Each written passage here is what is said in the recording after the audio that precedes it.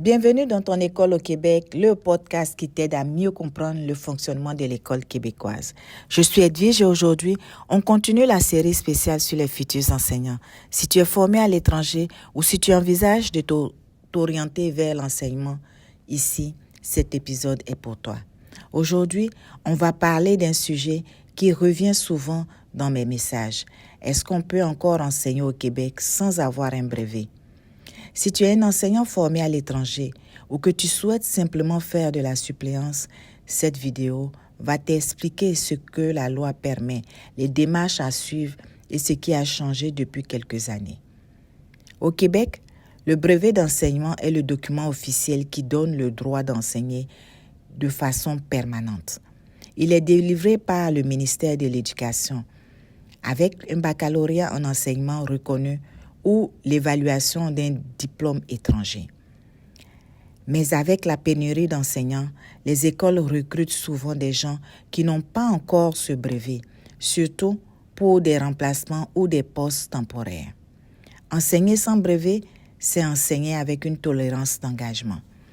La tolérance d'engagement est une permission exceptionnelle par laquelle le ministère autorise un centre de service scolaire à engager une personne qui n'est pas titulaire d'une autorisation d'enseigner. Notez qu'un employeur peut faire plusieurs demandes de tolérance d'engagement pour une même personne pour un maximum d'une dizaine d'années. C'est l'autorisation temporaire donnée par le ministère pour permettre à quelqu'un de travailler sans brevet. Elle est accordée lorsqu'un centre de service scolaire n'arrive pas à trouver un enseignant qualifié. Elle est valide pour une année scolaire et peut être renouvelée jusqu'à 5 fois maximum, à condition que vous progressiez dans vos démarches pour obtenir le brevet. Donc, je reprends, à condition que vous progressiez dans vos démarches pour obtenir le brevet. En clair, vous pouvez enseigner, mais vous devez continuer vos démarches de reconnaissance. Le permis temporaire, c'est une autre forme d'autorisation souvent donnée aux enseignants formés à l'étranger dont les diplômes ne sont pas encore pleinement reconnus. Il est valide pour 5 ans, renouvelable une seule fois et permet d'enseigner pendant que vous complétez les cours exigés par le MEC. Donc, c'est le fameux permis probatoire d'enseigner. Comment faire la demande? Les démarches se font auprès du ministère de l'Éducation dans la section reconnaissance des brevets et autorisations d'enseigner. Vous devez faire évaluer votre diplôme étranger par le MIFI, évaluer vos relevés de notes, attestations et formulaires du MEC. Certains centres de services scolaires peuvent même aider à remplir les formulaires, donc n'hésitez pas à les contacter directement.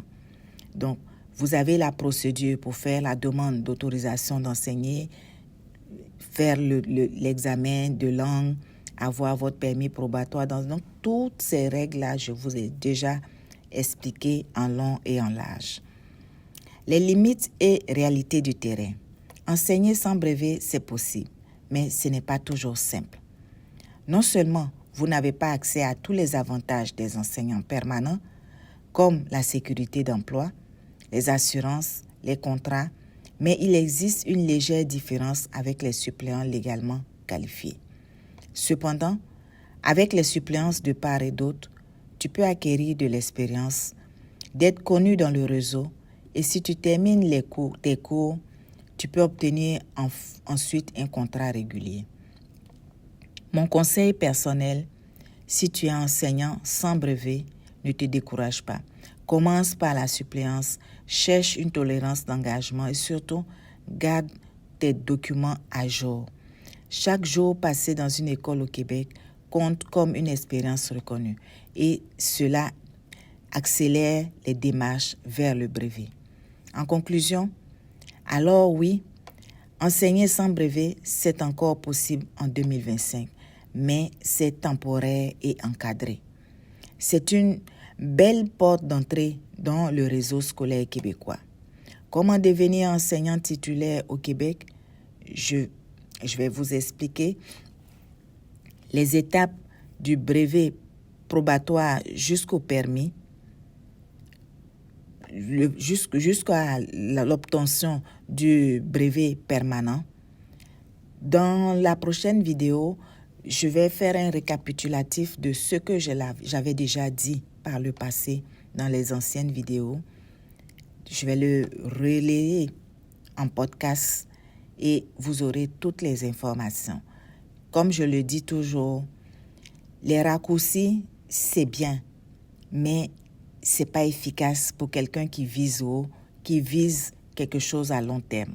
Donc, le conseil du jour, commencez votre procédure comme tout le monde et ayez votre brevet permanent d'enseigner en poche.